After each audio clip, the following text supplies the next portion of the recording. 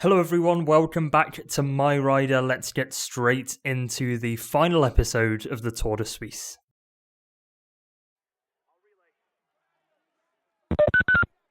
Okay guys, I hope you're well warmed up. It climbs right from the start. Have a good day. And it's a mountain stage, so a day for Georg Zimmermann perhaps. We've got to pick up as many points as possible to overtake the leader of the classification.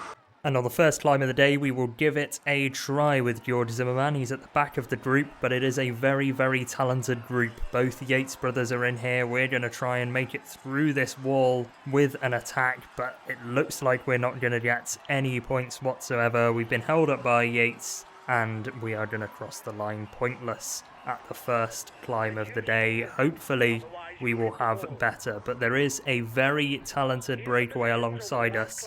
And this could really challenge for the stage win.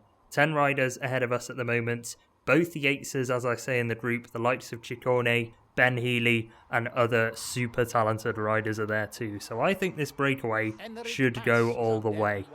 Tadej Pogacar in the peloton is happy to let this one go because, of course, Adam Yates is up the road, but he is in the lead of the race and none of these breakaway riders trouble his lead. We've got 1.5 kilometers to go until we reach the top of the climb, and 7 minutes is the gap halfway through this stage. It should be a relatively easy win from here for the breakaway. Whether we can get it, I think that is slightly out of the question, but what we can do is have a good try at King of the Mountains points. Let's see what we can do on this Category 2 climb, the second one of the day. We are sat comfortably in the breakaway group. We're going to have a second wind and try and get past a couple of people, but we're not going to get there, and this might be the story of our day.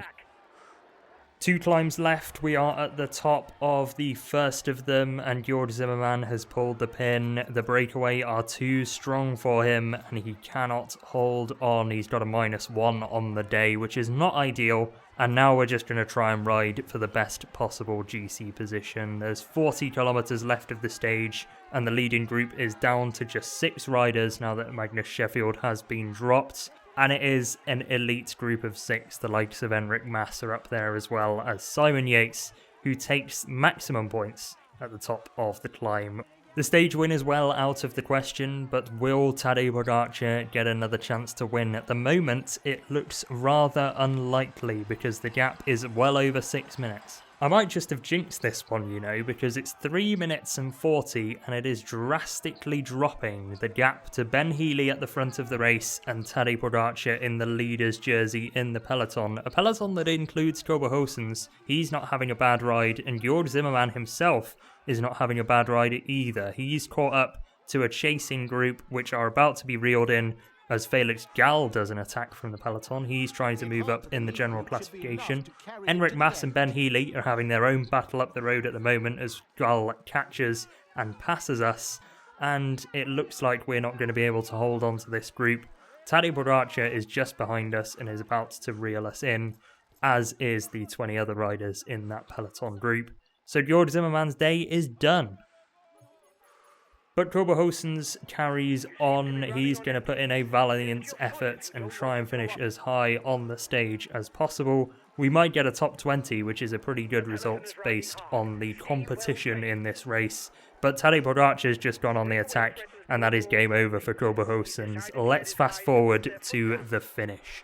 So here's your leader on the road. Ben Healy has been caught and has been dropped by the Movistar leader Enric Mas, who is trying to save their Tour de Suisse with a stage win. He's not had a great GC placing, but Tadej Pogacar is in the lead of the race and he is going on the offensive once again. This is Enric Mas now. He's been caught by Tadej Pogacar, and Pogacar just rips past him with another one of his trademark accelerations. This time Remco can't follow in the white jersey, sat in second. And this is a statement from Tadej Pogacar once again to Jonas Vingegaard. Vingegaard electing to do the Dauphiné, Pogacar going for the Tour de Suisse. Both of them have won their respective tours, or should do, because Pogacar is putting out another ride that should increase his lead at the top of the Tour de Suisse unless Remco Evenepoel has anything to do about it. Enric Mas sits in third. He is well out of the equation.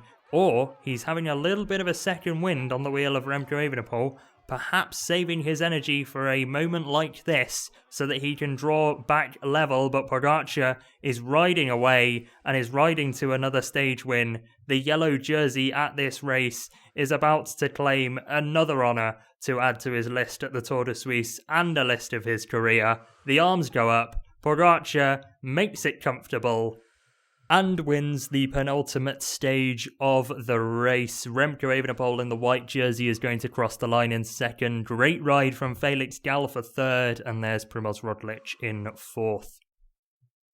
So Tadej Pogacar takes it by 21 seconds ahead of Remco Evenepoel in second, Felix Gall third, Primož Roglic fourth, and Enric Mas could not take the win from the breakaway despite having such a good advantage for most of the stage. He could only manage fifth, 37 seconds behind the Slovenian. And that, for the general classification, means that Pogacar's got 1:13 on Remco and 3:15 on Primož Roglic, with 4 minutes on Jorgensen, who has overtaken Michael Storer. The climbs may be short today, but they do represent the last chance for an attempt to turn the general classification on its head. So the final stage of this Tour de Suisse, and Noah Peeters has got himself into the breakaway with Georg Zimmermann, but Zimmermann is well and truly on his last legs. Gerben Tyson has helped both of them get to the leading group, but Peeters is the strongest of the team on this particular stage and has made the cut. It is a strong breakaway once again, 20 riders up the road, and Zimmermann and Tyson are cooked. So Peeters has the weight of the team on his shoulders and is just going to try his best to stick with these guys for the majority of the stage. Everybody now trying to attack to go over the top of the first climb of the day. Peeters not really too interested in King of the Mountains points personally, but he just wants to hold on to this group. The likes of Ciccone will be interested because he is in the polka dot jersey. Vauquelin is up the road as well, Carlos Rodriguez, Alaphilippe, Tiberi, etc. So this is a very strong set of riders and a real test of where Noah Peeters stands in terms of the peloton. And at the moment, the peloton aren't giving this group too much of a gap. It is 3.5 minutes with 115 kilometers to go, and interest in this second climb of the day is about to start. Riders now attacking, and this breakaway looks like it's not going to go the distance, despite it having plenty of riders to push it along. It looks like Pogacar wants another stage in the leader's jersey of this race. So over the top of the second climb, we can only hope that the gap will increase, at least for Noah Peeters' stage win hopes.